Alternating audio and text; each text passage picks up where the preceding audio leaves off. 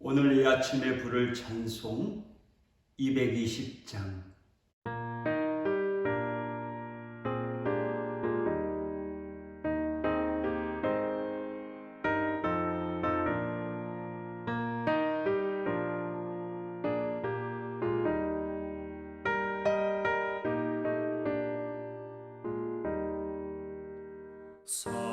사랑하는 주님 앞에 형제자매 한자리에 그 신은혜 생각하며 즐거운 찬송 부르네. 내 주 예수 본을 받아 모든 사랑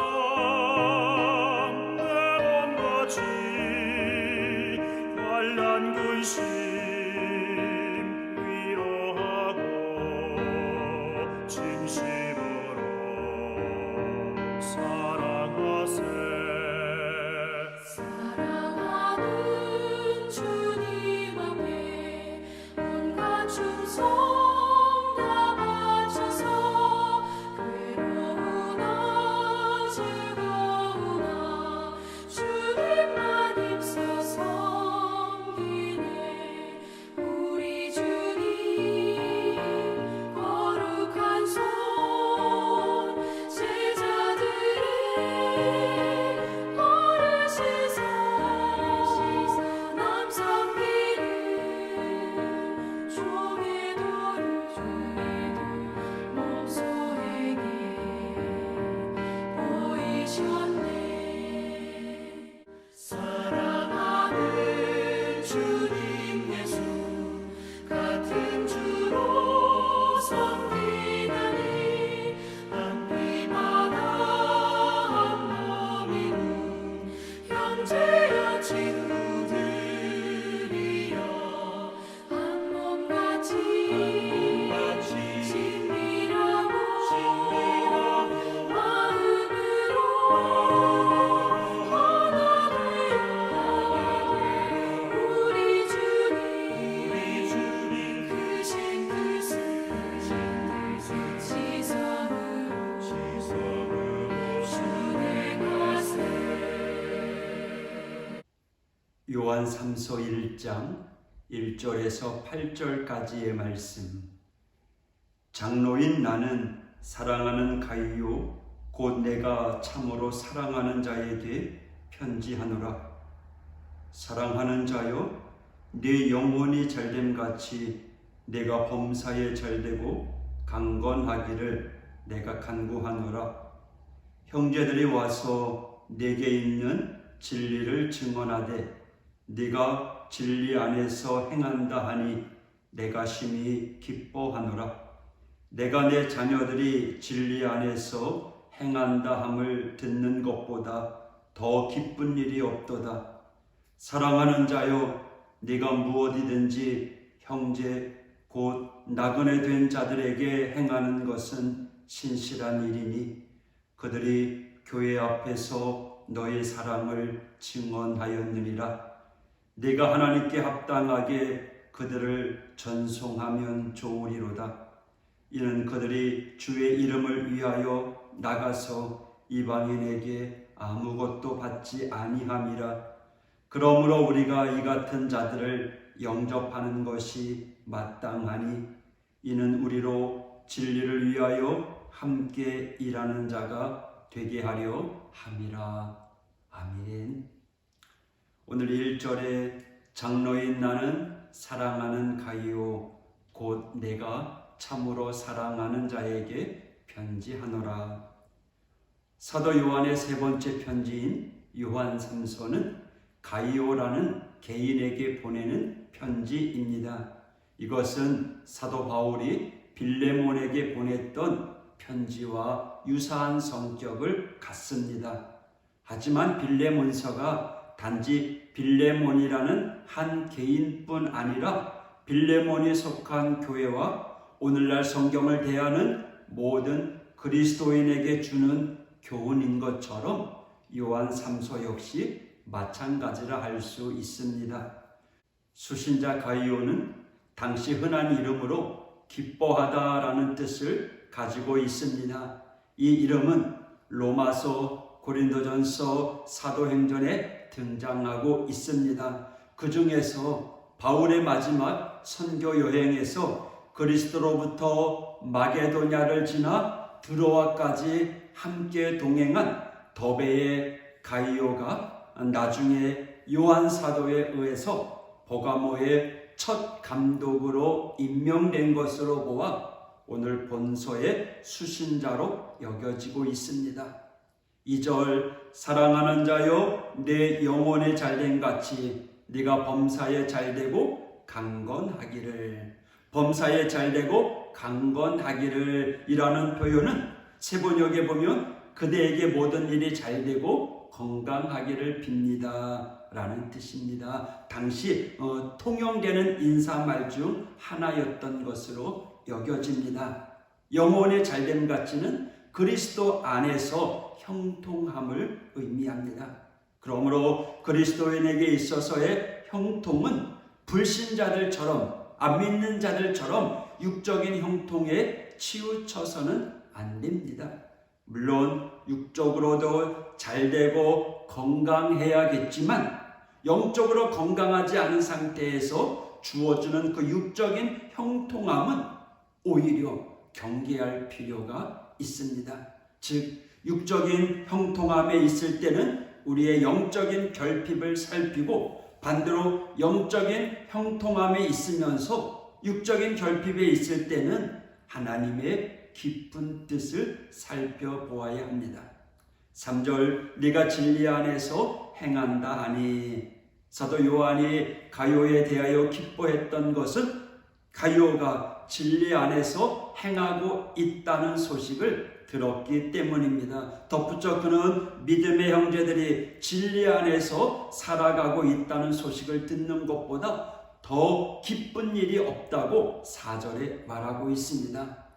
이것은 오늘날 하나님의 마음이고 모든 목회자의 마음일 것입니다. 앞서 언급했듯이 육적, 영적인 균형을 이루지 못한다면 진정한 형통이라고 할 수 없습니다. 5절에 형제 곧 나그네 된 자에게 행하는 것은 신실한 것이니, 여기 형제 곧 나그네 된 자들에 대한 대부분의 주석의 해석은 형제와 나그네로 구분합니다. 곧이라는 원어 카이라는 말은 다양한 접속사의 의미를 가지고 있는데 여기서는 보조적인 설명을 가진, 즉 다시 말하면 형제, 다시 말하면 나그네 된 자들이라는 의미가 문맥에 더 가깝다는 겁니다. 그러니까 곧이라고 하는 해석이 가장 적절하다고 개역성경에 표시하고 있는 겁니다. 7절에 주의 이름을 위하여 나가서 이방인에게 아무것도 받지 아니함이라 라고 부언하고 있잖아요. 그들은 오직 주의 이름을 위하여 이방인들에게 아무것도 받지 않고 진리를 전파하는 전도자이기 때문입니다. 당시에 여러 곳을 여행하며 설교 또는 전도를 하던 자들은 예수 그리스도의 이름을 위하여 수많은 고난, 어려움 속에서도 그 사명, 선교 사명을 감당했습니다. 그래서 선교하는 형제들이 이방인에게 아무것도 받지 않는다는 것은 우리 주님께서 말씀하신 여행을 위하여 지팡이 외에는 아무것도 가지지 말라는 그 말씀에 충실했다라고 하는 의미로 볼 수 있습니다. 그 이유는 이방인, 즉 불신자들에게 복음을 전하는 것을 빌미로 그들에게 돈을 받는다면 그 복음은 값싼 복음으로 둔갑할 위험이 있기 때문입니다. 고귀하신 하나님의 말씀을 전하며 고난이 오고 어려움이 와도 그래도 사명 감당하라는 거예요. 당시 그 선교사들에게, 복음 전도자들에게 제대로 된 후원이 어디 있겠어요. 그래서 오늘 본문에 나오는 가이오와 같은 자들의 헌신이 중요했을 것입니다. 이에 사도 요한은 교회와 선교의 중요성 그리고 그 주의할 점에 대하여 언급한 것이라고 말할 수 있습니다. 이러한 의미에서 우리 교회의 기능이 있어요. 예배, 교육, 친교, 전도, 봉사. 그 중에서도요, 정말 중요한 것은 우리 주님께서 말씀하신 것처럼 땅끝까지 복음을 전하라고 하는 그 사명, 전도, 선교를 위해서 교회의 모든 역량을 다 해야 된다라는 거예요. 우리 교회는 너무나 약하고 부족합니다. 뭐가요? 전도하는 일에, 선교하는 일에. 하나님께서 우리에게 은혜를 주셨지만 우리는 그 은혜를 잘 흘려보내지 못하고 있는 것 같습니다. 새해에는 다시 일어나십시다. 할렐루야. 8절, 이는 우리로 진리를 위하여 함께 일하는 자가 되게 하려 함이라. 최근 우크라이나 전쟁을 보면서 지속적인 군수 지원의 중요성을 보게 됩니다. 아무리 뛰어난 전투력을 가진 병사가 있다고 할지라도 이기기 위한 의지가 부족하거나 끊임없이 지속적인 탄약이나 무기 등 군수 지원이 뒷받침되지 않는다면 그 전쟁에서 무용지물이죠. 마찬가지예요. 우리 교회 안에서도요, 우리가 이렇게 모이기만 하는 것이 아니라 흩어져 세상 가운데 사명 감당하며 또 복음을 전하는 선교사들을 위해서도 우리 교회가 더 헌신하는 그러한 교회가 되어야 될 것입니다. 그래서 교회와 선교는 진리, 하나님의 말씀을 위한 진정한 파트너가 되어야 되는 거예요. 그래서 교회에는 두 날개가 있다고 해요. 모여서 하나님 앞에 예배하고 흩어져 세상 가운데 전도하며 살아가는, 선교하며 살아가는 이 두 날개가 균형을 이루어야 된다는 거예요. 우리는 한쪽 날개로만 가지고 살아갈 때가 많았어요. 이제는 예배하고 흩어져 세상 가운데 복음을 전하는 자로 살아가는 우리 믿음의 성도가 되기를 원합니다. 새해에는 말씀과 기도로 다시 일어서는 우리 하우교회가 되길 원합니다. 말씀과 기도로 하나님의 사명 감당하면서 땅끝까지 복음을 전하는 일에 헌신하는 우리 교회가 되어야 할 것입니다. 모일 때 열심히 모여서 하나님 앞에 예배하고 또 세상 가운데서 맡겨진 사명 감당하면서 하나님 영광 드러내는 우리 하우교회 모든 성도가 되시기를, 그래서 진정한 승리자로 살아가는 우리가 되길 원합니다. 기도하겠습니다. 하나님 아버지 감사합니다. 이 땅에 살아가면서 하나님의 자녀로 우리는 선을 행하는 자, 진리 위에 서는 자인 줄 믿습니다. 그 진리를 받아들인 우리는 이제 세상 가운데 우리가 받은 진리를, 우리의 주님을 드러내며 살아가는 우리 믿음의 성도들 될 수 있도록 인도하여 주시옵소서. 지금까지 은혜 주시고 사랑 주신 참으로 좋으신 아버지 하나님, 우리가 받은 은혜와 사랑을 이제는 흘러보내는 자가 되게 하여 주시옵소서. 우리 교회가 예배와 선교의 두 날개를 가지고 더욱 사명 감당하며 위로 올라가는, 그래서 부흥하고 성장하는 우리 교회 될 수 있도록 하나님 축복하여 주옵소서. 오늘도 하나님 함께하여 주시옵소서. 이 아침에 주님 앞에 내어놓는 우리의 연약함, 우리의 기도 제목을 들어 응답하여 주시옵소서. 예수님 이름으로 간구하며 기도했습니다. 아멘.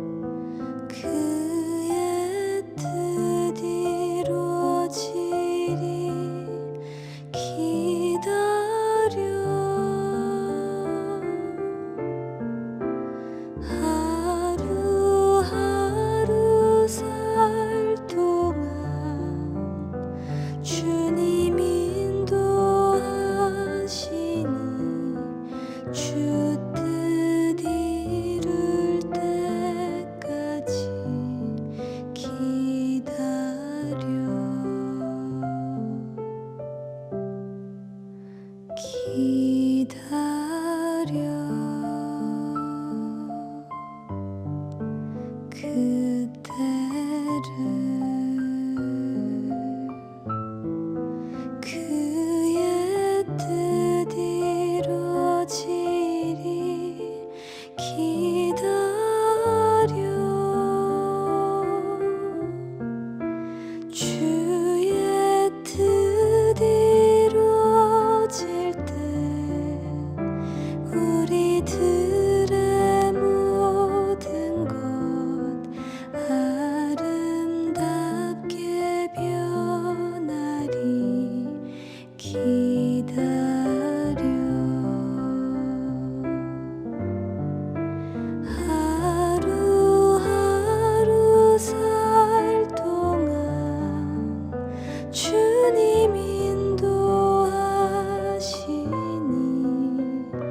주 뜻이